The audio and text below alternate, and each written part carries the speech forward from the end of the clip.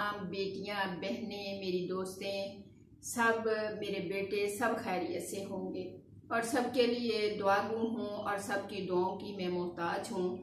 तो आज हम जिस मौजू पे डिस्कस करेंगे, जो पैगाम आप तक पहुँचाना चाहती हूँ कि कोई भी इंसान जब वुज़ू करके बादशाही तख्त की तरफ आता है तो अगर वो बादशाही तख्त पे कदम रखते हुए पहले कहेगा रब्बी अदखिलनी मुदखला सिद्क व अखरिजनी मुखरजा सिद्क वजअलनी मिन लदुनका सुल्तानन नसीरा, तो मेरी अजीज बहनों बेटियों कि ऐ मेरे परवरदिगार मुझे सच्चाई के साथ दाखिल कीजिए और सच्चाई के साथ निकालिए और मेरे लिए खास अपने पास से मदद करने वाली ताकत अता फरमा दीजिए कि मैं अच्छे सजदे कर सकूं, अच्छा क़याम कर सकूं।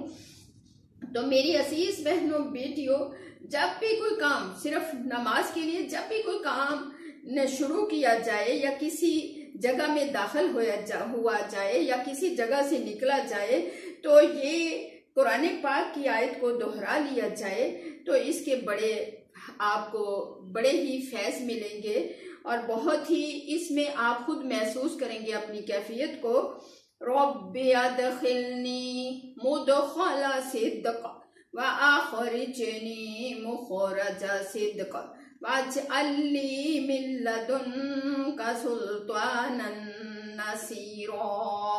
फिर दोहरा लीजिए, रब्बी अदखिलनी मुदखला सिद्क व अखरिजनी मुखरजा सिद्क वजअलनी मिन लदुनका सुल्तानन नसीरा।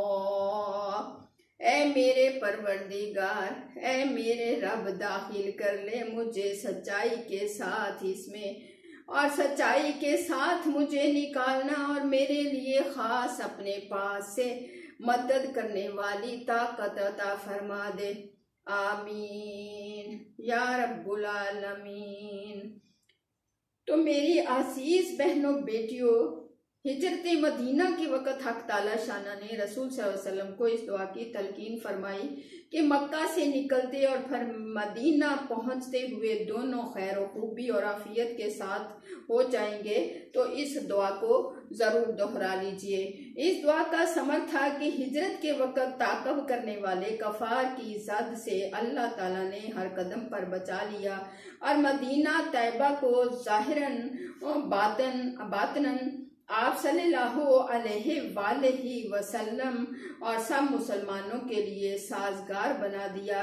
इसलिए बाज़ उलमा ने ये फरमाया, ये दुआ हर मुसलमान को अपने तमाम मकासिद के शुरू में याद रखनी चाहिए। जिन मियाँ बीवी के दरमियान या मलासम या मलासमा के दरमियान नाचाकी हो तो घर में, दुकान में, जहाँ कारोबार करते हों, जो बिजनेस चलता नजर ना आता हो, उसमें जब भी सुबह दाखिल हो जिस जगह भी, तो इस दुआ को ज़रूर दोहरा लीजिए और इंशाअल्लाहुल अज़ीम इससे उसमें बरकत भी आ जाएगी, गाहक भी बरकत वाले आएंगे और नाचाकी के जो पहलू हैं, लम्हे हैं, वो भी ख़त्म हो जाएंगे। इस तरह घर से निकलने से पहले, घर में दाखिल होते वक़्त भी इसको ज़रूर अल्लाह से मांग लेना चाहिए। तो मेरी असीसा, अगर 2 रकत नमाज नफल पढ़ना भी इस मकसद के लिए बहुत ही मुफीद है, फिर ये दुआ मांगी जाए जब दाखिल हो तो 2 रकत नमाज नफल पढ़ लो। जिसका बिजनेस कारोबार नहीं चलता तो इसी तरह ससुराल में बच्ची दाखिल होते हुए अपने रूम में जाए तो इन 2 रकत नमाज पढ़ के इस दुआ को पढ़ ले, सारी ज़िंदगी के लिए फ़ायदा हो जाएगा।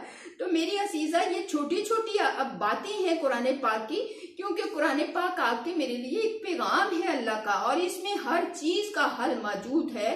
कितनी प्यारी दुआ है। फिर दोहराते हैं, रब्बी अदखिलनी मुदखला सिद्क व अखरिजनी मुखरजा सिद्क वजअलनी मिन लदुनका सुल्तानन नसीरा। ऐ मेरे परवरदिगार, मुझे सच्चाई के साथ दाखिल कीजिए और सच्चाई के साथ निकालिए, और मेरे लिए खास अपने पास से मदद करने वाली ताकत अता फरमा दीजिए।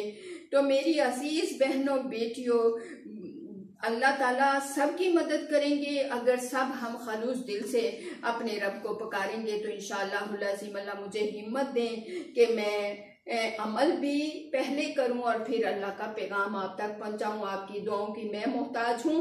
तो जज़ाकुमुल्लाह खैर, इजाज़त चाहूंगी। अल्लाह ताला आपको मुझे अमल की तौफीक अता फरमाए। तो इससे हमारे बिजनेस कारोबार सब में बरकत होगी। बिजनेस कारोबार में बरकत के लिए और अपने नमाजों में बरकत के लिए, अपने घर में बरकत के लिए, घर से बाहर सफर में बरकत के लिए ये कलमात दोहराने बाइस से बरकत, बाइस से रहमत और बाइस से अफादियत है। अल्लाह ताला आपको मुझे तौफीक अता फरमाए। व आखिरुद्दावाना इन्नल हम्दुलिल्लाहि रब्बिल आलमीन बिरहमतिका या अरहमर राहिमीन।